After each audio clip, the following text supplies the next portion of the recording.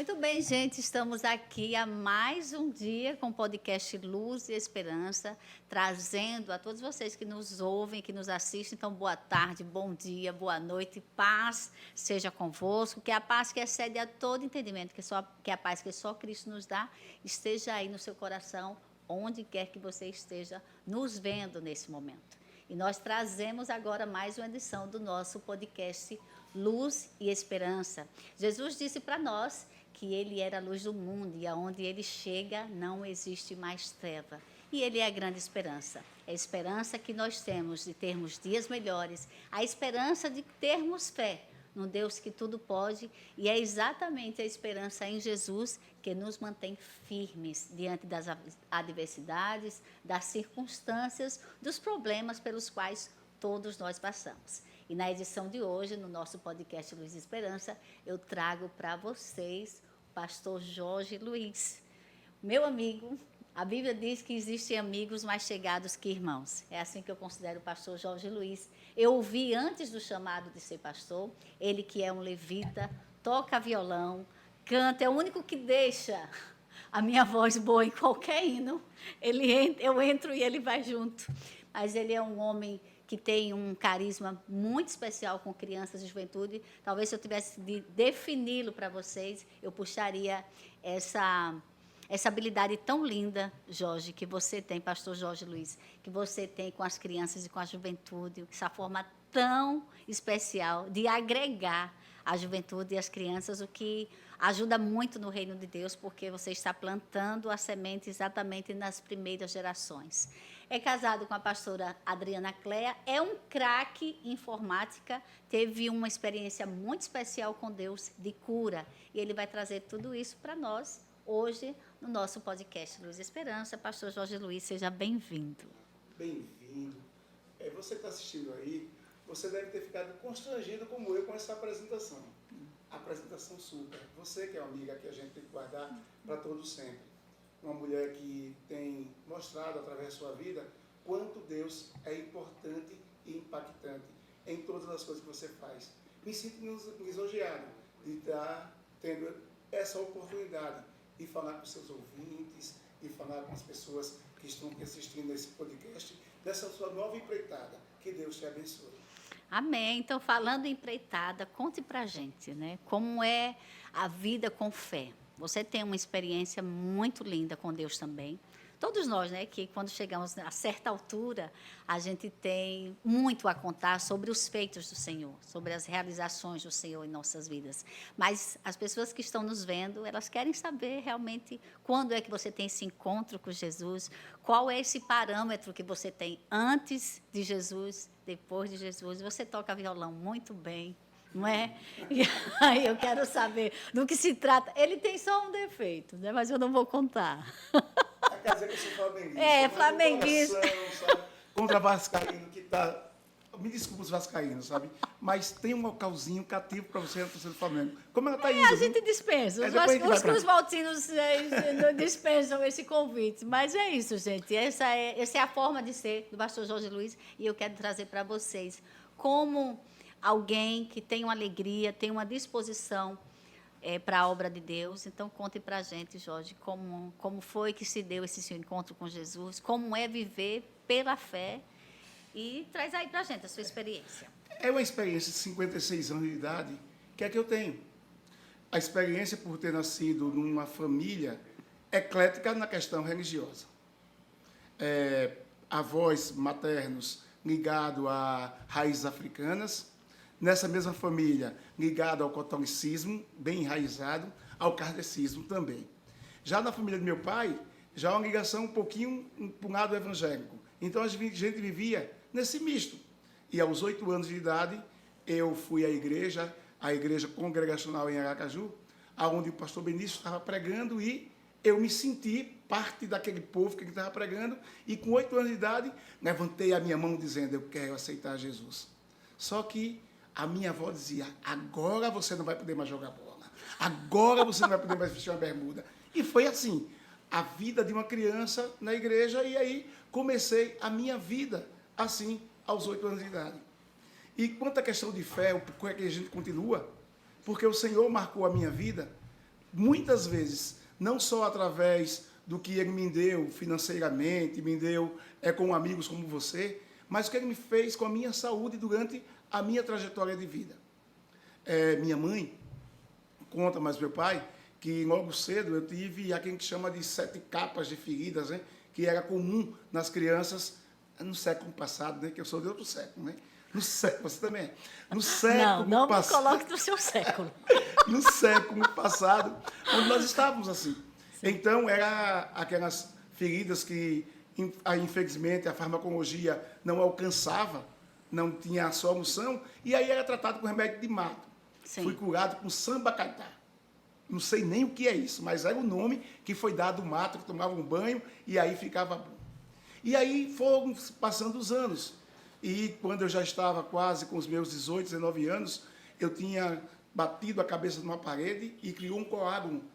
E aí havia uma forte dor de cabeça, e aí eu já estava indo à igreja, eu já pregava, eu já cantava. E aí, uma certa vez, nós fomos para Porto da Folha, e uma senhora em Porto da Folha, eu dirigindo o culto, e ela estava com as pernas inchadas, dizendo que não podia fazer no culto, eu orei, e ela ficou boa. Mas na outra semana, quem estava com forte dor de cabeça? Eu disse, não vou fazer o culto hoje, porque estou com dor de cabeça. Saio de Aracaju para Porto da Folha. Isso você tinha 18 anos. É mais ou menos 18 anos. Sim. Eu estava no quartel, então, Sim. é essa idade, É. né? Então, veja, eu saio de Aracaju, vou para Porto da Folha para fazer o culto. Chego lá, não vou fazer o culto porque estou o quê? Com dor de cabeça. E tinha um coágulo mesmo, né? Eu estava preparando com o doutor Arnaud na época para fazer a cirurgia. Tinha outro médico, eu não vou dizer o nome dele, porque Sim. era o lema dele. Doutor operando e Jesus chamando.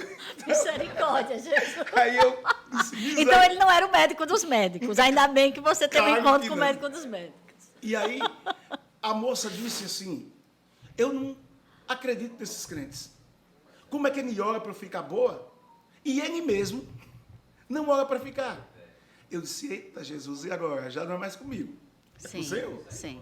E naquela noite o Senhor me curou daquela dor de cabeça. Quando eu voltei ao médico, não tinha mais dor de cabeça, não tinha mais coágulo.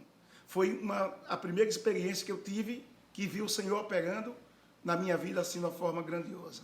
E como você também sabe, né, aí você já participou disso, eu tive um problema muito sério no coração, a angina praecoris instável, junto com a insuficiência cardíaca. Dizem até que não dá para se juntar essas duas doenças no mesmo corpo, mas em mim ocasionou isso e eu tive que perder o que eu tinha de dinheiro, gastando com a saúde. Eu ficava tão mal que eu desmaiava, eu caía, eu sangrava. Quantas vezes você viu eu caindo, sangrando? E eu ficava me perguntando o porquê. Sim, o porquê. Porque como é que a gente lida, que a gente sabe, a gente conhece o médico dos médicos, não é aquele que é operando Jesus levando, né? A gente conhece o médico dos médicos, a gente louva ele, porque você é um levita, antes até de ser pastor, você já era um levita, né? Você tem um encontro com o Espírito Santo aos 8 anos de idade, você sente a presença do Espírito Santo e certamente você vivenciou muita cura. Muita. Deus operando. Como é você já tendo entendimento, como é você lidar com a diversidade de uma enfermidade tão grave? Porque você caía, você desmaiava e sangrava. Era um problema sério no coração. Como era que o seu coração, que a sua alma lidava com Cristo? Então, nessas circunstâncias. Eram esses porquês que eu procurava. Procurava o porquê. Eu ia analisar a minha vida. Bom filho, bom pai, bom marido, amigo de muitas pessoas. Eu hoje procuro, para ver se eu encontro um inimigo, não encontro, graças a Deus. Amém. Se tiver alguém aí, viu? Passa um zap para mim para a gente corrigir isso imediatamente. Já pedem perdão um ao outro se alguma ofensa foi feita. Já me perdoa em nome do Senhor Jesus. Sim. E eu fazia essas perguntas, tantos porquês. E um dia o Senhor me levou a uma situação que Ele me mostrou que eu, através do meu dinheiro, eu tentava resolver questões que era para Ele resolver. E aí, quais, por exemplo? Um exemplo. Morre uma senhora na igreja. E quando eu soube, o que é que eu fiz? Providenciei caixão, providenciei ônibus. Ela morava lá no João Alves, aí saí de casa, aparamentado, chego lá, a família pobre, né? Eu fiz isso porque a família era pobre. E aí receberam esse presente. Só que, com mais ou menos 1 hora depois que estava tudo isso lá, chegou outro filho dela, que tinha sido desprezado pela família, e ele tinha levado o caixão, ele tinha levado o ônibus, e se eu não tivesse me antecipado, seria a forma da família receber talvez de volta ali. E de ser uma cerimônia fúnebre, foi um quebra-pau naquele dia, naquela casa. E isso eu vou me recordar quando eu estou fazendo uma oração para Deus, perguntando, Deus, por quê? E parece que a gente estava conversando, como a gente está aqui conversando no podcast. Eu fiz um podcast com Deus, sentado na minha cama, com a situação financeira já totalmente debilitada, a situação de saúde também estava assim, difícil, porque eu sangrava, desmaiava, médico não podia resolver, dinheiro já não tinha mais, devendo a muitas pessoas. E eu perguntava, Deus, por quê? Esse porquê só foi me respondido há 2 anos atrás. O porquê? Quando eu estava lendo o livro Esmagado, de T.D. Jakes, que ele diz que não é porquê, é... Para quê? Para quê? E ele diz, por que não você? Porque eu perguntava, Deus, por que eu? Por que eu? Por que eu? E aí ele chegou, respondeu a T.D. Jakes, ô T.D. Jakes, por que não você? E aquela resposta também se encaixou na minha vida. Mas vamos voltar um pouquinho para aquela situação quando estava o peito doía, eu desmaiava, sangrava. Não tinha mais a condição financeira para tentar resolver os problemas seus e os dos outros. E aí me chamou a atenção isto, porque você tinha essa... Eu acho que eu já passei por isso também. Quando a gente tem uma condição financeira que a gente pode ajudar, e a gente tem uma alegria em sair abençoando as pessoas. E nem sempre seria esse o ponto. Eu aprendi com Deus que até para abençoar, a gente tem que pedir permissão a Ele. Coisa que eu não pedia. Eu ia na frente de Deus. Muitas vezes Deus queria tratar com uma pessoa, tratava uma solução para uma pessoa, muitas vezes uma circunstância que estava ali apresentada, para que a pessoa até se corrigisse. E aí a gente coloca a mão na frente. Coloca a mão na frente. Querendo, muitas vezes, e eu confesso que nunca pensei sobre isso até aquele ponto. Mas muitas vezes a gente se coloca no lugar de Deus na vida de algumas pessoas. E isso não é que esteja errado a gente ajudar, longe disso. Mas eu digo que até para a gente ajudar, a gente precisa pedir permissão a Deus. E aí foi aumentando a dor, foi aumentando de uma forma que eu não conseguia mais controlar aquela dor. Já tinha um chamado ministerial ardendo no meu coração, mas veja só, eu, como você sabe, trabalhava numa empresa Ford e entrei lá em 85, já tinha mais, quase 30 anos trabalhando em uma empresa. Eu tinha empresa de informática, então a vida secular era muito corrida e eu não tinha o tempo nem a predisposição para trabalhar para Deus, como ele chamava. E aí o chamado ardia, mas como eu estou em uma igreja que tem 4 verdades básicas, sim. A primeira é que Jesus salva, a outra é que Jesus Cristo batiza com o Espírito Santo, a última, Jesus Cristo em breve voltará, mas tinha a terceira que me impacientava, Jesus cura. E como é Jeová Rafa, o Jesus que cura nessa situação? Eu no altar, sendo pastor, pregando isso, não que eu ache que a doença não possa fazer parte da vida do cristão, como Paulo disse, que 3 vezes orou ao Senhor para que tirasse o espinho da carne e o espinho não saiu. E o Senhor disse, Paulo, a minha graça te basta, fique quietinho aí, já lhe dei demais. E Deus já tinha me dado demais. Mas eu não me sentia confortável para assumir o ministério. E aí quando o pastor me chamou, o pastor Reginaldo Leandro, disse, você vai ser pastor. Eu disse, não vou. Aí ele perguntou... Você negou? De cara. Por quê? E eu apresentei o motivo. Estou doente. Ele também não me disse nada. Só uma pausa. Você se achava indigno de ser pastor porque você estava doente? Não. Eu sentia que eu podia diminuir a fé de outros por eu estar doente. Deu para entender? Alguém te via no altar... Geralmente a gente espera uma perfeição que não existe. Que não existe. Que é bom que fique claro, não existe. Todos nós temos as nossas feridas, as nossas machucaduras, só que a sua era uma doença Mas Difícil. esse foi uma régua que eu coloquei para mim, Sim. certo? Uma régua. Que não tinha nada a ver com o chamado que Deus já estava lhe Não fazendo. tem nada a ver. Tanto é que todas as pessoas que me conheciam me chamavam de pastor. Né? Sim. As pessoas sentiam isso, mas eu ficava com essa régua muito alta para ultrapassar. E coloquei ela como, não é como desculpa, mas como motivo para não aceitar o ministério. Sim. E aí, as coisas foram passando, foram engrossando, né? Doía mais o peito, e nós fomos fazer um acampamento. Acampamento de carnaval, nós fomos fazer no SESC Senat. E naquele acampamento, ia ser um acampamento para jovem, onde ia ter desfile, ia ter, sabe, tantas coisas, mas naquele desfile, naquele ano, não estava previsto em nenhuma programação vigília, culto de oração, estudo da palavra, era mais um retiro para descontrair mesmo o jovem. E quando o pastor me convidou, eu disse, não vou, eu não tenho tempo para perder com isso, porque a minha busca ficou muito incessante em Deus, buscando o estudo da palavra, buscando o que eu pudesse preencher aquilo que era vazio na minha vida. E aí eu disse que não ia para esse acampamento. Aí o mesmo pastor que tinha me feito o convite, ele disse, então vamos fazer o seguinte, você vai para o retiro e você vai fazer do seu jeito. Aí do meu jeito, ele disse, do meu jeito. Esse meu jeito vai ter estudo da palavra. Do meu jeito vai ter oração. Tem que acordar de manhã bem cedo. Você sabe disso. Do meu jeito vai acordar. Tem que acordar 5 horas da manhã. Você na juventude, a gente não quer acordar quando a gente está numa folia dessa, que é uma folia muito gostosa da juventude. Estamos aí e que, diga-se de passagem, você tem muito jeito com a juventude, com a criançada. Eu era uma jovem, né? Quando eu estava envolvida ali em retiros. Então, no time, mas do jeito dele, às 5 da manhã a gente tinha que acordar para fazer. Porque eu tenho uma regra em acampamento, Sim. né? Sim.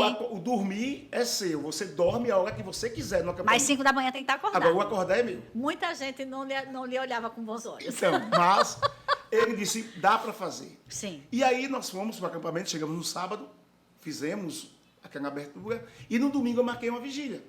Só que um campo muito grande que tem no SESC Senat, não tinha 10 pessoas orando. E olha que nós levamos mais de 200 pessoas para esse acampamento. Mas só 10 estavam ali orando.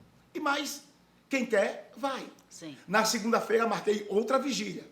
Normalmente, eles só marcam uma por acampamento. Mas, para mim, a primeira não valeu, não. Só 10. Aí, na segunda, quando eu olho, está mais da metade do acampamento. Ou seja, as pessoas estavam desejosas de oração. Muitas vezes, os líderes não percebem isso, mas estavam desejosas. E nós estávamos orando. E em círculo. E, quando a gente estava no meio da oração, uma pessoa toca nas minhas costas. E diz assim, você está curado. Amém. A alegria foi grande, mas ficou ainda maior quando eu olho ao meu redor e está todo mundo de mão dada. Sim. Então ninguém podia ter topado nas minhas costas. Estava no círculo com todas as pessoas de mão dada e eu estava conduzindo a oração. Não era nem outra pessoa que estava conduzindo a oração para orar, para depois ir para lá. E aí a alegria foi radiante. Quando nós voltamos para o alojamento, eu parecia pinto no lixo. Sim. Todo alegre, falando com todo mundo. Você sabe como eu sou. Já Sim. converso muito. Você vai ter um trabalho muito grande para me conter. Não, está fluindo, está bem.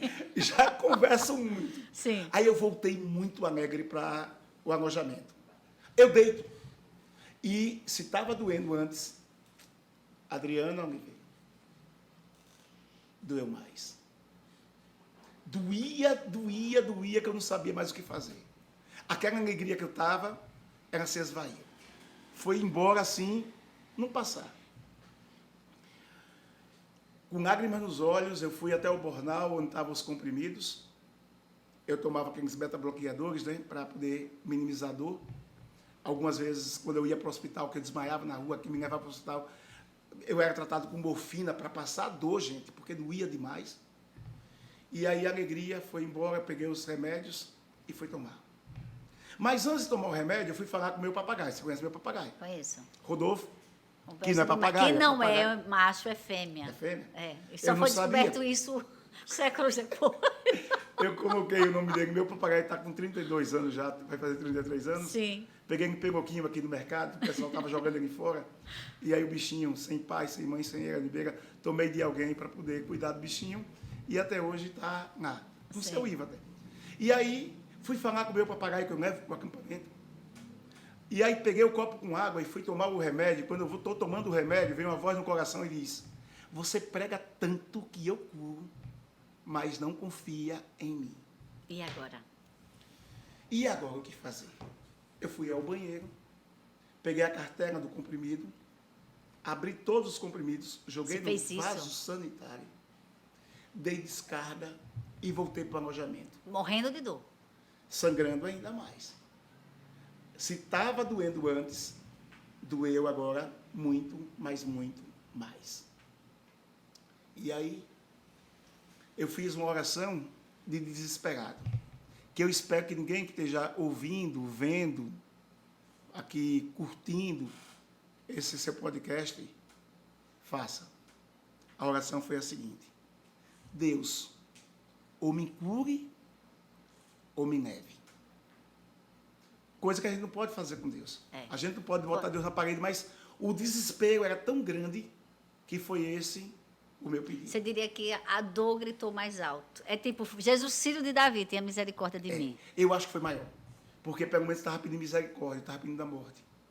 Que para mim a morte seria misericórdia naquela hora. Sim. Que a dor era Chegou muito a esse grande. ponto. Chegou a esse ponto. Nada com tentar contra a minha própria vida. Nunca pensei isso. Você me conhece que mesmo em meio à dor, eu nunca perdi o sorriso. Sim. Era doendo e eu sorrindo, porque Jesus sempre foi parte integrante da minha vida com a alegria que Ele me dá. Então, sempre sorrindo. Tanto sorria que as pessoas desconfiavam. Você não está doente, né?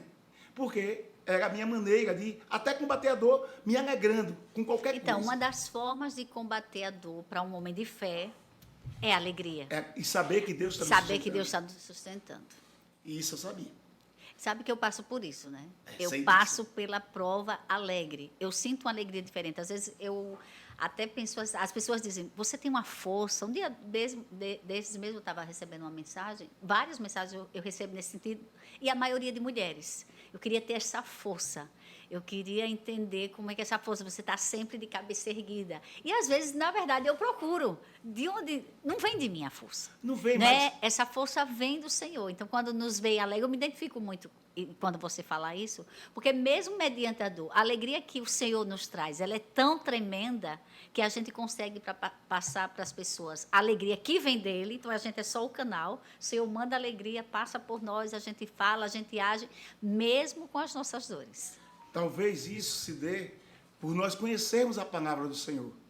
Quando Paulo, em Filipenses, no capítulo 4, verso 13, ele diz: eu posso todas as coisas naquele que me fortalece, não é nos transformando em super-homens, é nos transformando em servos obedientes e sabendo que Deus é quem pode realizar em nós todas as coisas. Suportando tudo. Às vezes a gente acha que suportar é só o que é bom. Porque tudo posso naquele que me fortalece é uma expressão que nos eleva. Tudo posso. Tudo. Eu posso ser um super campeão do campeonato carioca, né? Mas eu posso enfrentar a dor. Mas eu também posso enfrentar a dor. Eu posso enfrentar a morte muitas vezes. Sim, eu posso o luto enfrentar da minha casa. Então, a fartura e a escassez. É nisso que consiste a nossa fé. Então, aí, naquela noite, eu fiz essa oração. E acordei no outro dia pela manhã. E o peito não estava doendo. E a alegria foi grande no coração, porque o peito não estava doendo. E eu já não me lembrava mais da oração. Sabe aquilo que você... Como se bate e esquece, né? Sim. Eu tenho que estar em Deus, esqueci, tá bom. Mas ele foi misericordioso, que no outro dia, pela manhã, eu não senti mais. Passou o dia todo, eu não senti dor no peito. Veio o outro dia, não senti dor no peito. Aí eu falei para minha esposa, a pastora Adriana. Disse... não estou sentindo mais nenhuma dor. Aleluia. E comecei a glorificar a Deus. Isso, acabou o retiro, e eu não senti a dor, mas não contei mais a ninguém, porque você sabe aquele negócio que você ainda fica, e se amanhã, para também não negligenciar a fé do outro, para que também não diminuísse a fé do outro, não disse que estava curado, e agora? Sim, a responsabilidade é muito. A responsabilidade é muito. Mas Deus se responsabiliza. E aí, a dor passou, desmaio, não mais. Não tinha mais remédio para tomar, porque quando eu joguei o remédio fora, eu disse, agora eu estou ruim. porque a dor aumentou, eu não tinha dinheiro, não tinha remédio, não tinha farmácia aberta, não tinha receita. Ou seja, é Deus. Só Deus agora. Sim. E aí passou. E aí eu não tinha dito nada a ninguém. Quando foi no domingo após o acampamento, que tinha passado a semana toda já, aí nós voltamos na quarta-feira, aí teve o domingo teve o domingo culto.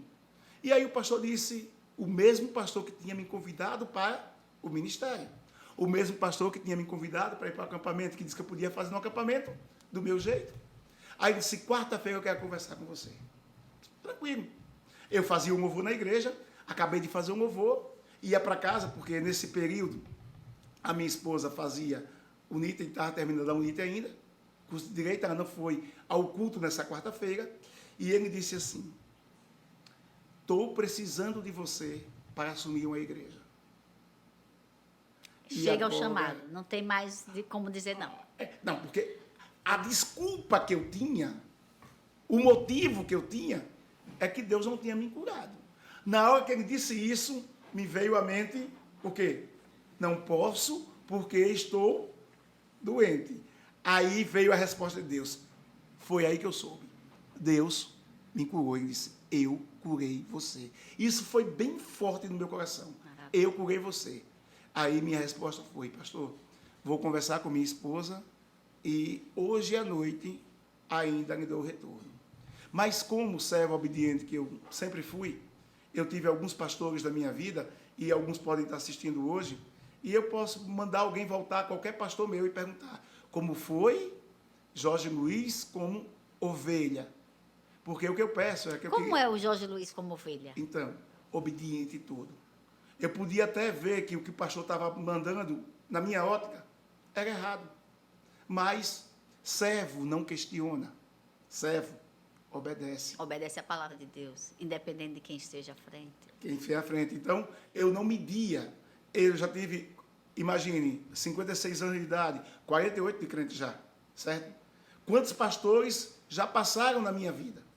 E todos eles, eu posso dizer, quem foi Jorge Luiz como ovelha?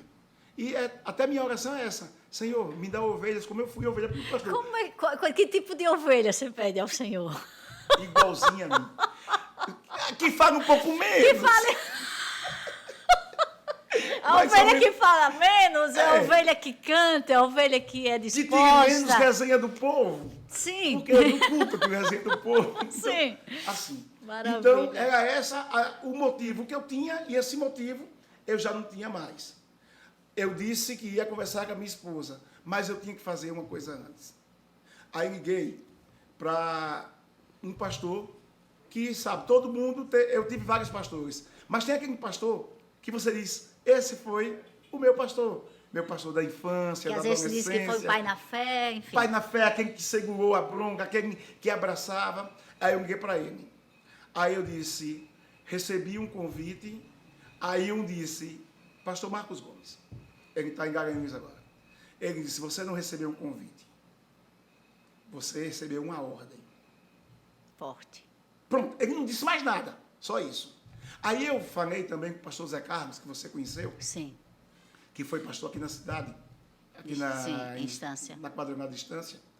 E, infelizmente, a família dele está enlutada, mas, felizmente para ele, está no braço do pai agora, né, que a gente faz o que Paulo disse, né? Melhor estar lá. Sim. E aí, eu liguei para ele e disse, mas eu já tinha dito a você que esse era o seu chamado. Eu não tinha mais o que fazer.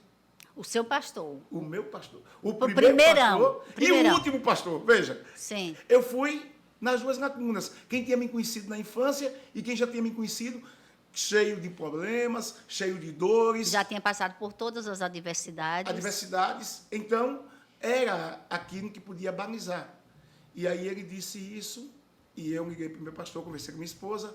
Ela disse, sou sua esposa, se é sim, é sim. Meu Deus, uma mulher sábia edifica a sua sábia casa, não é? É a mulher de Provérbios 31, não é? E eu tenho que fazer aqui um agradecimento, uma declaração, uma publicação, um reconhecimento, não sei qual é o nome, que só estou no meu ministério.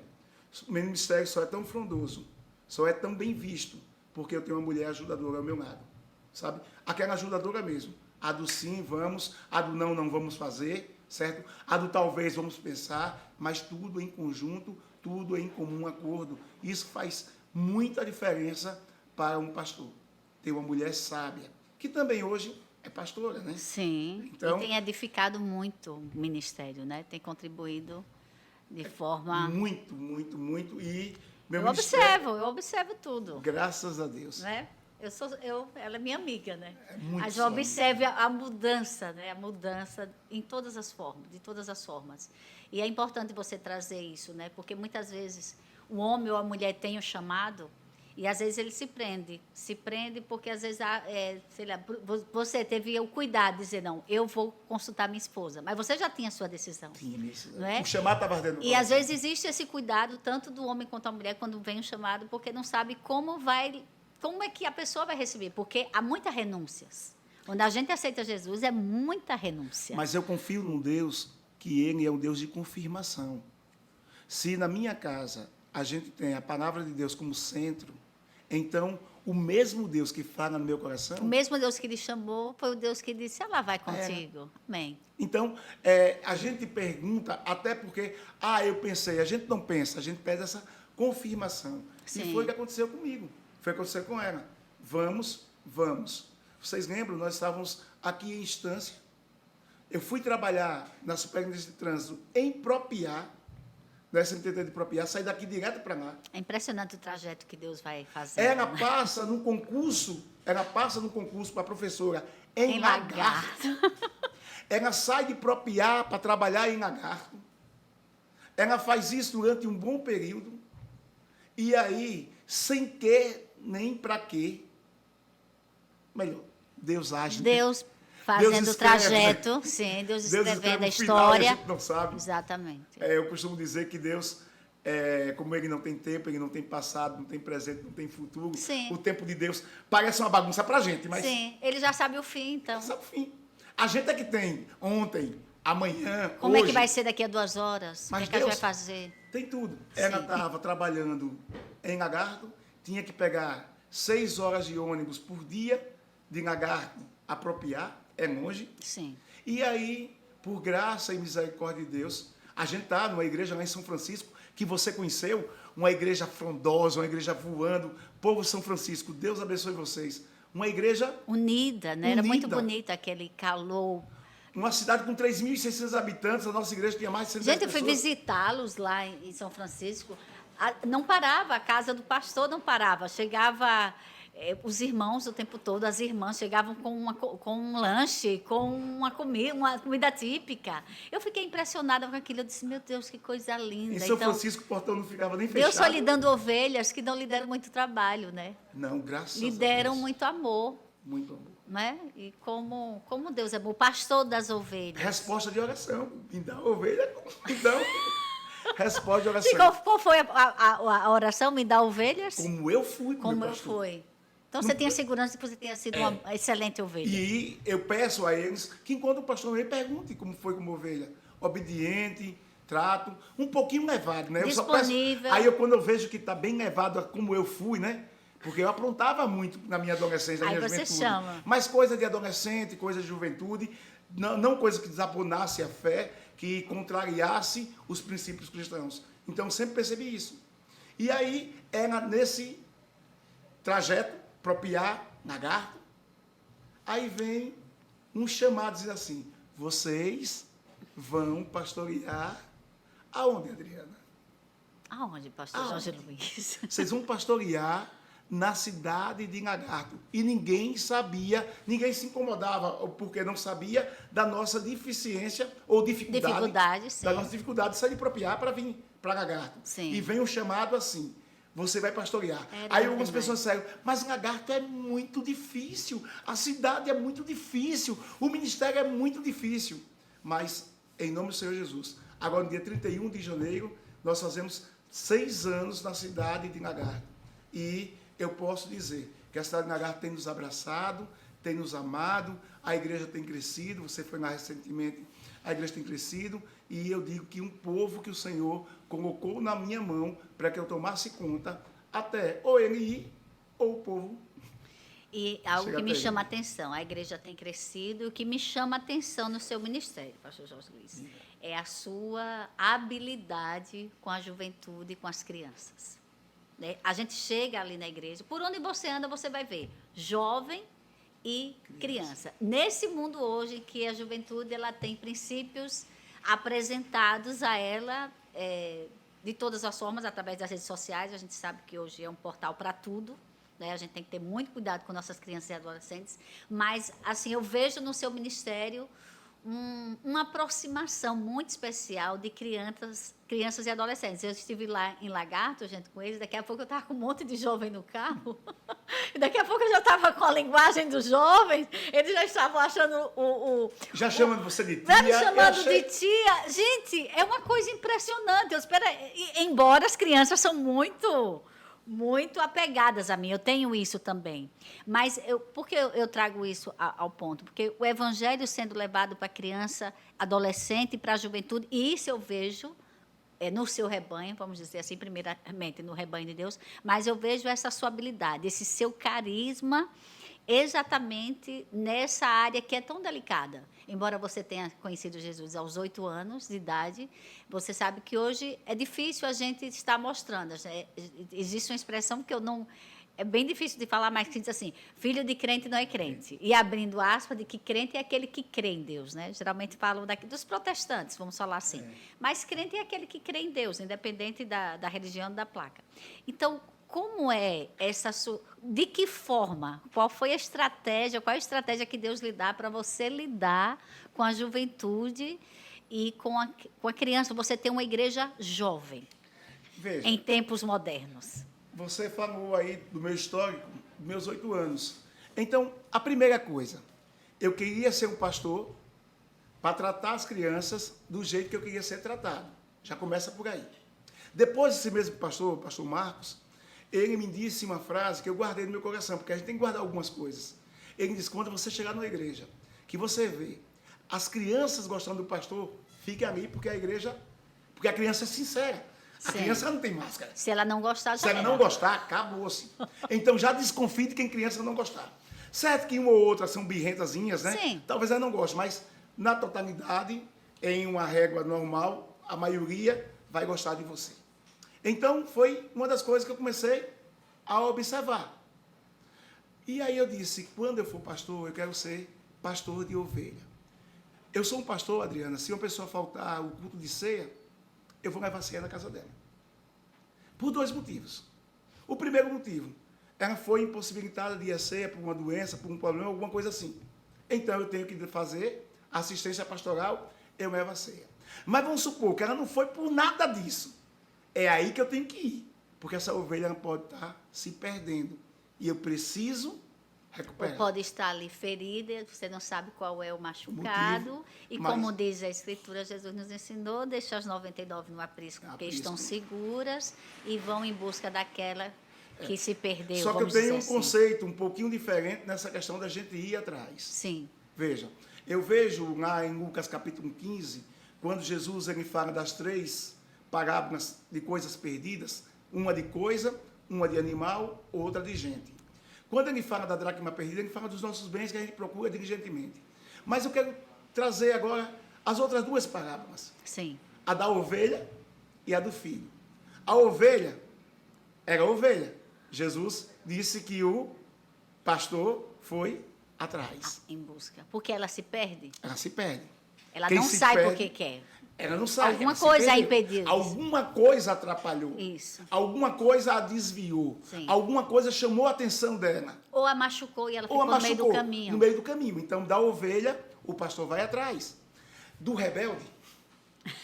Porque o filho pródigo era rebelde. Sim. Do rebelde, o E pai... antecipado, ansioso, né? Já queria herança, gente. Herança a gente só tem Quando a pessoa quando morre. o pai morre, né? Os pais morrem. Então, ele Então, já foi rebelde, antecipado. inconsequente, Como a gente translocado. é... Sim, como a gente é. sim. Né? Às vezes a gente é... Sim. Age assim. Sim. Mas você veja que do rebelde, o pai não foi atrás. O pai chorou, o pai se lamentou, ficou esperando, mas o rebelde tem que cair em si e voltar. E quando volta, vai ser recebido de braços abertos. Sim. Porque Deus ele pega todas as nossas dores, coloca no ombro, carrega e diz, eu vou morrer por você. É um Deus lindo Essa esse que a gente serve. misericordioso. É muito lindo esse agir de Deus. Então, voltando, porque eu gosto de lidar com crianças e jovens, Sim, qual é a estratégia? Me conta. a estratégia é dizer o seguinte, quando você, que já passou dos 30, né? Sim. Muito tempo. Muito cuidado com essa história de idade. Você que já passou dos 30, você sabe muito bem que você tem seu conceito feito, definido. Você sabe o que você quer, sabe onde quer chegar, sabe até porque não chegou, concorda comigo? Sim. Tem algumas pessoas que não. Às vezes a gente demora mais algumas décadas para Tem pessoas compreender. que acham que estão demorando, ela só não quer cair em si. Sim. Mas uma criança é uma esponja. Então, o que é que nós fazemos? A gente vai nessa criança e tenta aplicar nela o conceito de Deus. A palavra do Senhor. Então, a nossa estratégia é pegar o quanto mais novo possível e direcionar para o caminho que deve andar. É o que a Bíblia diz, hein? Ensina a criança no caminho que ela deve andar e quando ela crescer. Não se desviará dele. Então, a nossa estratégia é pegar quanto mais novo. E aí, você sabe, né, que gente chama gente. Sim. Criança chama criança, adolescente, que é um poço de amigos, chama adolescentes e você vai fazendo isso. E aí, eu me considero, por mais que eu tenha 56 anos de idade, eu me considero um meninão, sabe? Crianção. Eu fico no meio deles, eu conto história com eles, eu passeio com eles, vou andar de bicicleta com eles. No retiro, gente, no retiro eu não durmo. Eu fico todo, porque eu levo adolescente. E não deixa os outros dormirem. Não, eu deixo. Veja, eu levo adolescente. Aí o pai faz, minha filha vai, e aí? Eu tomo conta de perto, registro tudo. E aí fico próximo a ele. Fico tão próximo que aí eles têm aquela aproximação, aquela amizade, e eu faço de tudo para que eles não confundam essa liberdade que eu dou para estar junto com ele, para sorrir, para brincar, com falta de obediência, com falta de respeito. Então, eles sabem, né? Então, quando eu digo assim, preciso conversar com você, eles ficam se pegando. Não é aquele pastor que estava brincando? Sim. Então, A autoridade pastoral se sobressai. na igreja lá, a gente tem uma regra para adolescente. Nenhum adolescente já não devia namorar, né? Mas Sim. se for para namorar, eles têm que primeiro conversar comigo. Ah, então já há essa regra. Já tem regra. Ou seja, eu sou adolescente na sua igreja, se eu penso em namorar, Tem eu já que não conversar deveria comigo. pensar, adolescente ainda é muito jovem. Sim. Mas eu vou Sim. fazer o quê? Quero na igreja. Eu Aí- quero esse adolescente namorando dentro Dentro dos da princípios igreja. da igreja. Sim. E aí eles perguntam assim, chega um, né, diz, quero namorar com fulano. Diz, você tem certeza? Você sabe que ela é preguiçosa? Ou preguiçoso. Ou preguiçoso? Ah. Porque como pastor eu passo a conhecer. Você sabe quem é a família dessa pessoa? Sabe quem é o pai? Então, antes de começar a namorar, a gente faz um raio-x da pessoa e aí fica mais fácil. Já oraram por isso? Como é que vai ser o namoro de vocês? Quem é que vai interferir? Quem é que vai tomar decisão? Então, coisas que a gente vai colocando e aí, por mais que as pessoas pensem que é o controle, que o jovem não gosta, que o adolescente não gosta, eles estão atrás disso. Creia, Adriana, que eles estão atrás desse controle, porque, infelizmente, esse controle foi perdido dentro de casa. Os pais já não controlam mais os filhos. Os filhos já não se sentem mais segurança dentro de casa. E aí a gente precisa trazer isso para a igreja. Então, nossa estratégia é essa. Quanto mais próximo nós tivermos do jovem, a gente faz isso. Para você ver, a pastora, ela ensina crianças. Nós temos uma equipe muito boa. Agradeço a Ariana, que sabe, a nossa líder infantil. Mas a pastora trabalha com o departamento infantil e quem ensina os adolescentes sou eu. Porque são os dois nichos que a gente não deixa à toa. A gente sempre traz uma aproximação. E, Jorge, me conte uma coisa. Então, você observa que, mesmo com toda essa... Uma palavra não é liberalidade, mas hoje é tudo muito solto. Certo. Né? E eu vejo muito isso. Eu tenho o programa Luz e Esperança Kids e eu me alegro, porque mesmo diante de tantas...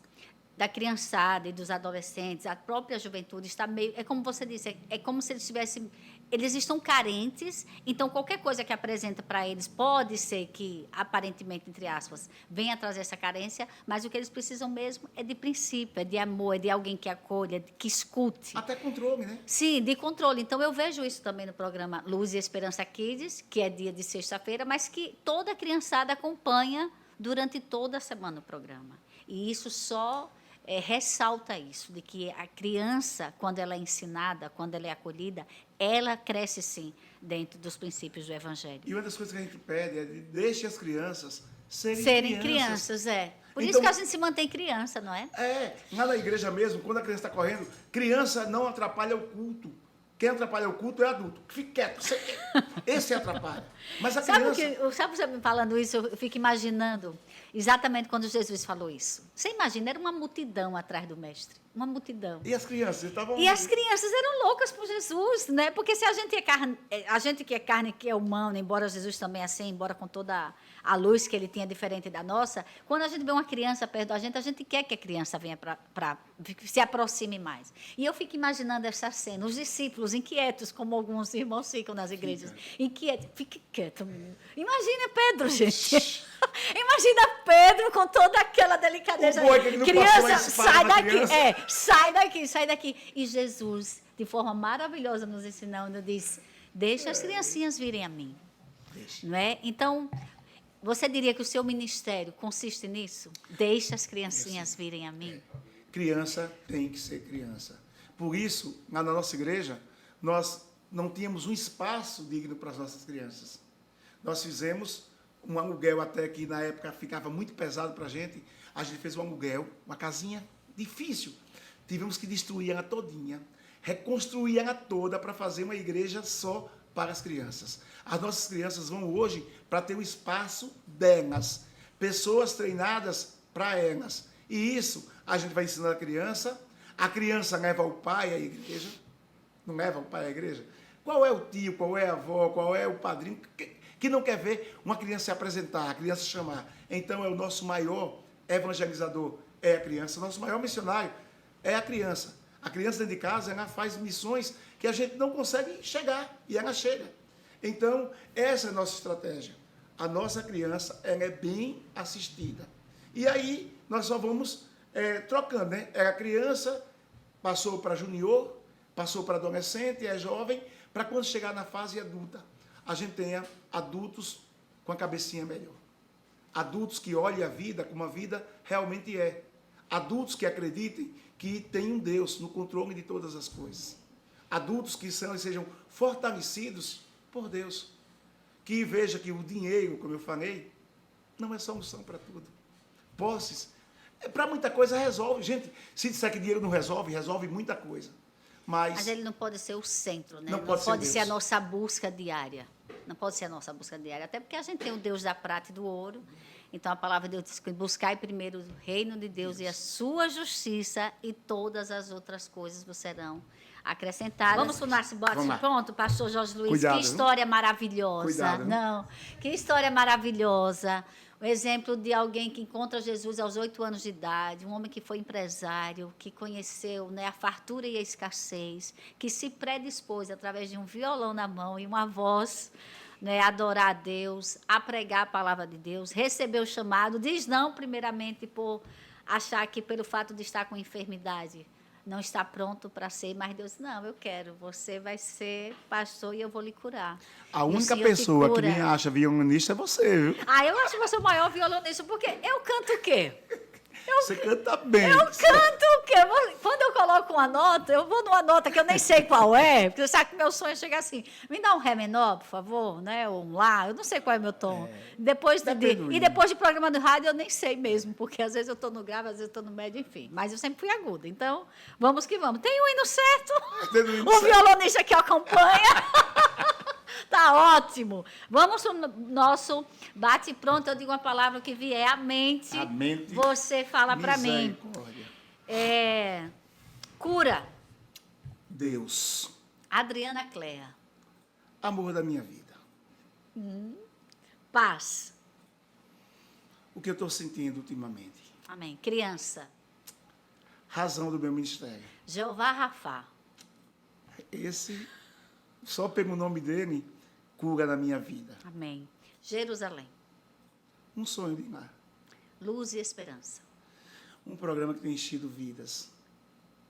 E para concluir, eu vou deixar que o nosso convidado fale para a gente o que você gostaria de falar para as pessoas que estão nos ouvindo, que estão nos vendo, esse testemunho lindo que você traz para nós, aqui no nosso podcast Luz e Esperança. E eu quero ter a honra de que você diga suas considerações finais, ou seja, você fale para as pessoas aquilo que você fala no altar, aquilo que você estava falando conosco aqui nos bastidores, o que você quer passar para as pessoas sobre esse Deus que você teve um contato aos 8 anos de idade, sentiu a presença de Deus, decidiu e aos 56 anos 56 continua na presença de Deus, com todo o deserto que você passou, com todas as provações, as adversidades, o enfrentamento de uma enfermidade.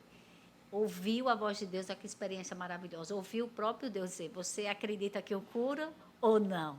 Deixe para nós e a gente vai encerrar com as suas palavras, já te agradecendo. É uma honra tê-lo aqui no nosso podcast Luz e Esperança. Agradecer a Deus pela sua vida, agradecer por você ter saído de Lagarto para vir em Estância, para estar conosco, dividindo o que a gente mais tem. Que é fé nesse Deus Todo-Poderoso. Primeiro, a honra é minha. A honra é minha de estar com amiga, né? Amiga, irmã, amiga do coração. A gente não tem mais palavras para dizer sobre isso. Só que Deus nos uniu através da amizade e do amor. E através de Adriana Cléia. E através de Adriana Cléia.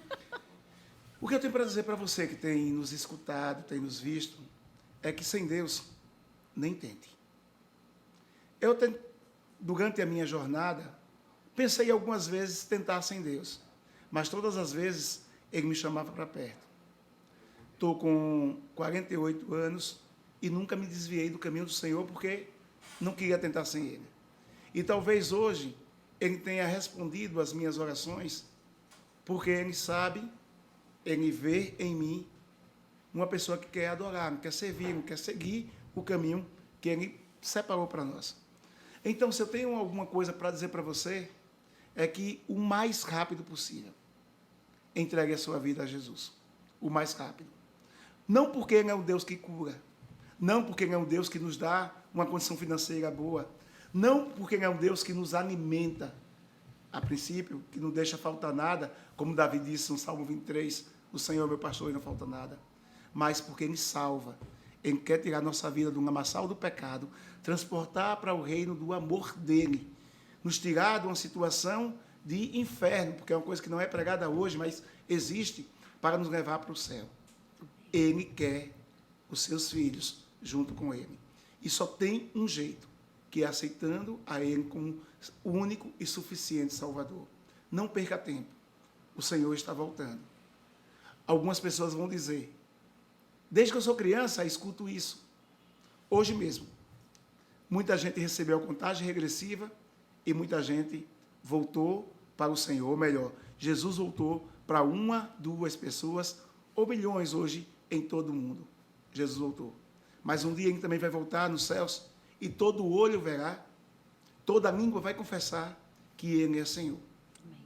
E nesse dia, se você aceitar Ele como seu suficiente Salvador, Ele vai dizer para você, vinde a mim, benditos meu Pai, tomai por herança o reino dos céus, que está preparado para você desde a fundação do mundo.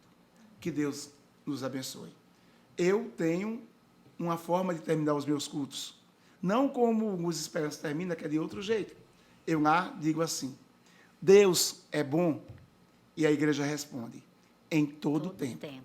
Na minha vida, Deus é bom. É bom. Isso é prova da minha vida. Amém. Obrigado, Adriana Neide. Obrigada, pastor Jorge Luiz. Obrigada a vocês que estão nos acompanhando. Aproveite para se inscrever, chame alguém, compartilhe. Aperta lá um sininho para você receber as notificações. E até a próxima com o nosso podcast Luz e Esperança. Deus abençoe vocês.